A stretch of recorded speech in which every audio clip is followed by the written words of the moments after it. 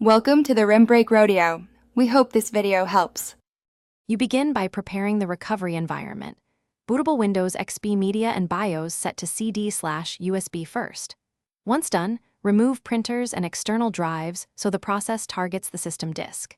Make sure you have the product key and a backup copy of important files on a second PC or external drive. This protects data if you must reinstall. Now insert the CD or USB and restart.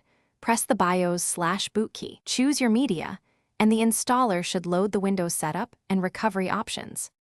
You select Repair, Recovery Console from Setup, pick the correct installation number and supply the administrator password.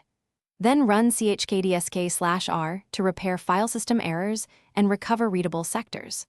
Once complete, use Fixboot to rewrite the partition boot sector and Fixember for master boot record issues. These address common boot failures. After rebooting, run sfc/scano to restore corrupted system files from the CD. If drivers cause crashes, boot safe mode to remove or rename offending. sys/dll files and update drivers. You complete recovery by performing a repair install if system files are still missing. This preserves programs and data. If that fails, back up and do a clean install, then reinstall drivers and essential apps.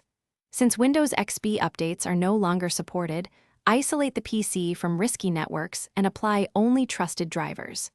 If problems persist, run a hard drive diagnostic and check BIOS IDE versus OSI mode.